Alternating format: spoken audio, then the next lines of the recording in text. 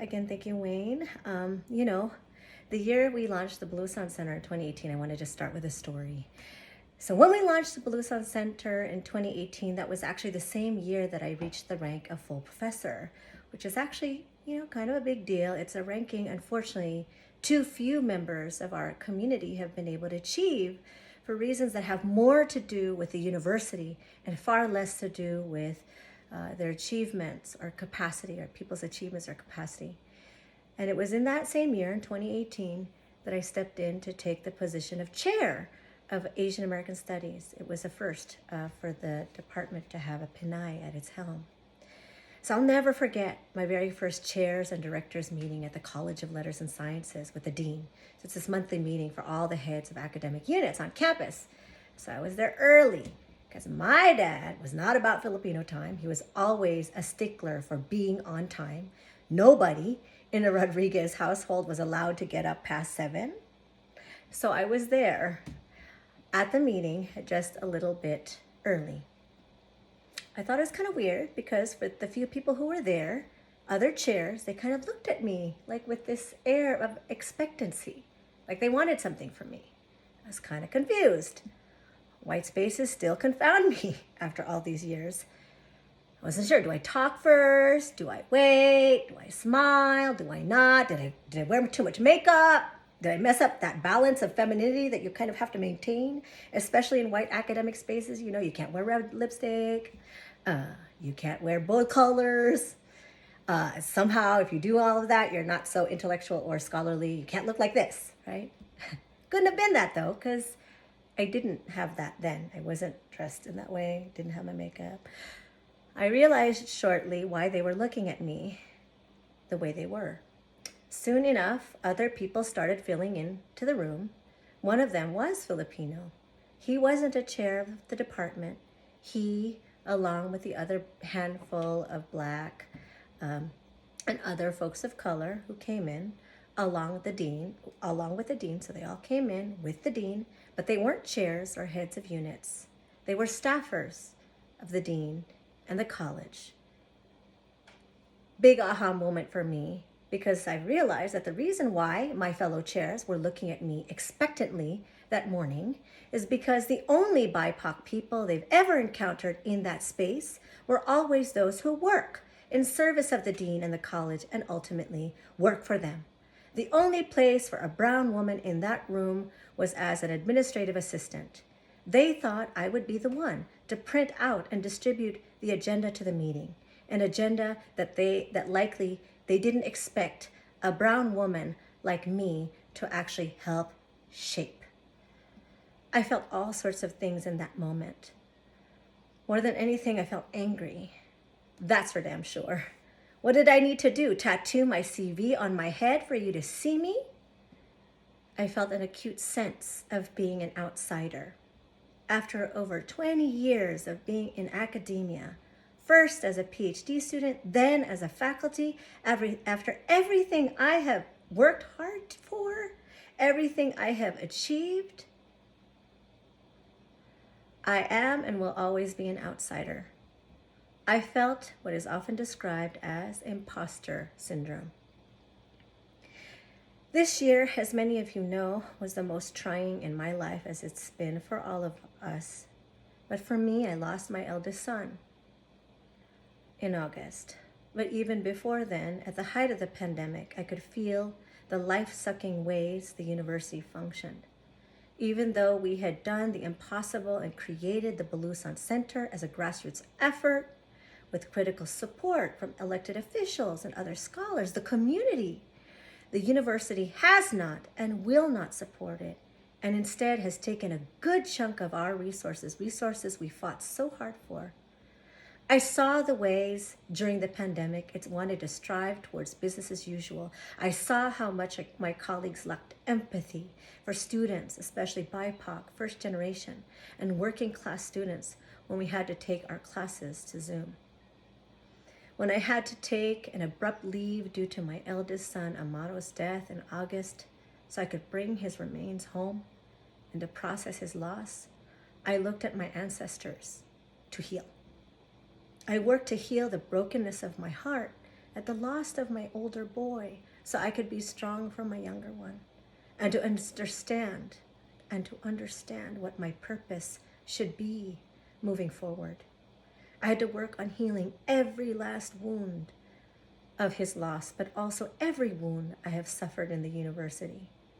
My heart was strengthened, soul inspired, because as I sought my ancestors' counsel, I was reminded by their lives and legacy how we can be imposters to transform the conditions that exploit and oppress us. As some of you may know, my middle name is Magalit, which means to be angry in Tagalog. It's a made-up name by my great-great-great-grandfather, who was born Damaso de los Reyes in Panay. He was with the Katipunan. He changed his name as an act of defiance, but also to continue to function as an imposter.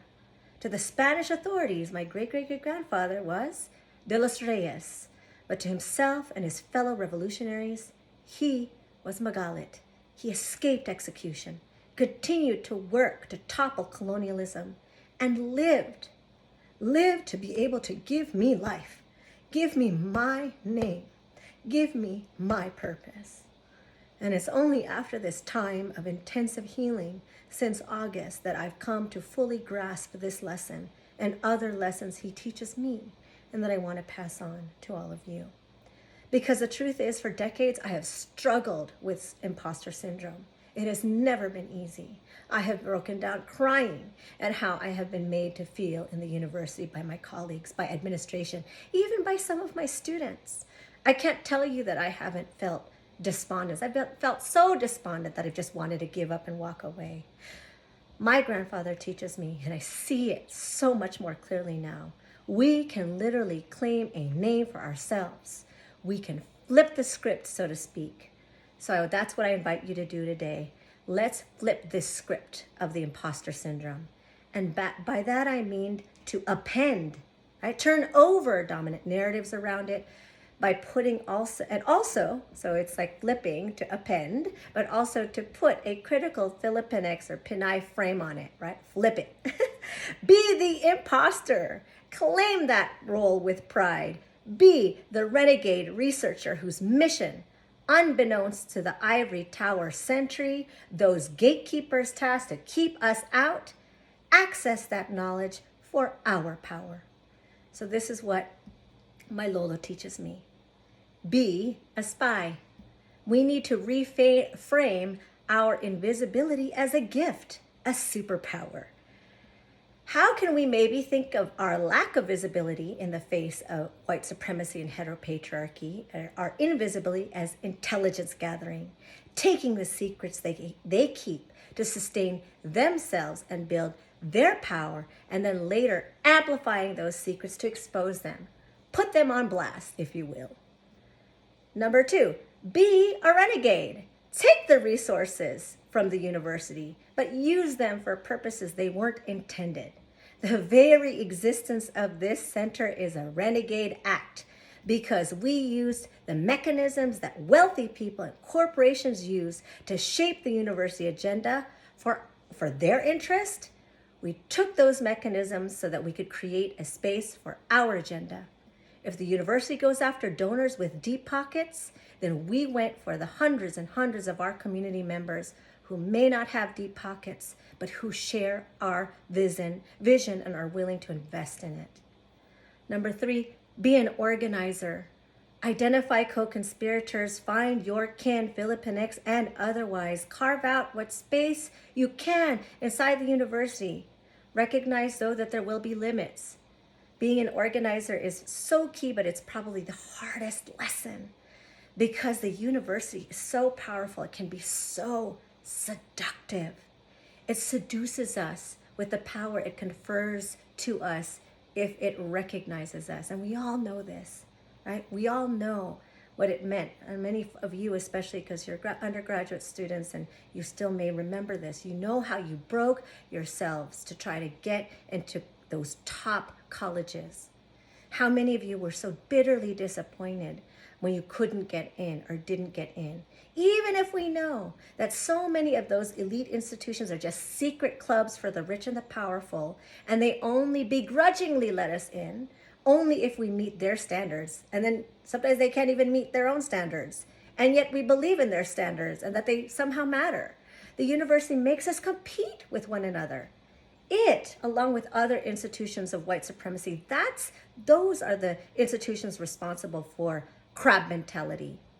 Resist that by finding your folks in the university, finding your kin inside, but also to maintain your roots outside of the university. Whether it's your actual blood kin, your family, or your chosen kin, community-based organization, whatever it may be, keep space outside the university. We need to maintain that rootedness, to ensure that we're not sucked in. We have to safeguard ourselves, because there is a danger too, a risk that comes with being an imposter, because we might start to believe the lie.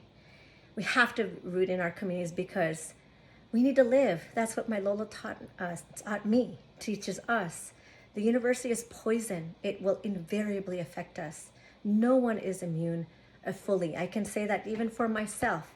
I did what did what I did to create space in the university, as I did with the Critical Filipinx Scholars Studies Collective, also rooting myself in different social movements, and yet it still managed to have its poison affect its sense of myself and my own value. The final lesson from my lolo, at least for me, is to be a builder. Be a builder. I haven't fully announced this yet, but after my healing work, after being in closer connection with the lessons of my ancestors, I know it's my mission to build. It's time now for me to build our rebel base, y'all, if you will, outside of the university. I've done the best I could with what I had, and I'm confident we will be able to grow the ranks of critical Filipinx scholar activists who will continue on fighting for space within the university. It's still such important work, but for me, it's time to build and grow the kinds of educational and cultural institutions we want as an alternative to the university. I feel I have a new charge to go from being Magalit to what I've termed kasamahal, and that is something I take from my son, Amado, my newest ancestor, and my family. For that reason, I will be retiring early from UC Davis, and I will be establishing the Bulosan Center as an independent and autonomous Filipinx People's Think Tank and Education Center. From Amado, I have learned that we need to work towards the principle of what, again, I'm calling kasamahal. Kasamahal is this term I've often used, I've heard used in activist spaces. And it's kind of this combination of kasama, which roughly translates into comrade, but I don't know that translation is very sufficient. The English language is always very limited when it comes to expressing concepts rooted in our people's histories and struggles. But for me, being called kasama, calling those with whom I work side by side in the liberation of the Philippines, and thus the liberation of the Filipinx people, connotes a deep sense of trust and commitment, a sense of connection, a sense of shared love for an alternative future for our people and the planet. Kasamahal is a combination of kasama and mahal, or love. Amado's name means beloved. And after his death, we found writings in his journal where he described his own desire to do activist work both here and in the Philippines as being guided by love. The love I believe he represents and teaches me is an expansive love, a love that emerges from and feeds into the community. It's a love that roots out the structures that attempt to annihilate humanity, annihilate all love, a love that roots out the structures of heteropatriarchal, white supremacist, global capitalism, and empire. For me, love, a feeling of love for our community, for students, for each other, for ourselves, within the context of this ivory tower, it represents everything that love is not. We're trained not to love, but for me, to inhabit the quality of heart and mind of love is to undermine this institution. And so I do want to just acknowledge that I've learned this from Amado, but I've also learned this from all of you, this lesson on kasamahal, on comradely love, or this deep sense of love, that you have all given me the strength to heal, to remind me of my purpose, who helped me recover long repressed dreams that I had when I was your age, many of you, to be a professor not for them, but for us. So just with that, sorry, I kind of lingered too long and we have to move on, but thank you all for being here, for believing and building this space with me. Please look out for opportunities to help us collectively envision and co-create the future of our center. And please come to the open mic to learn more about my beloved son who helped me get to this place. Thank you.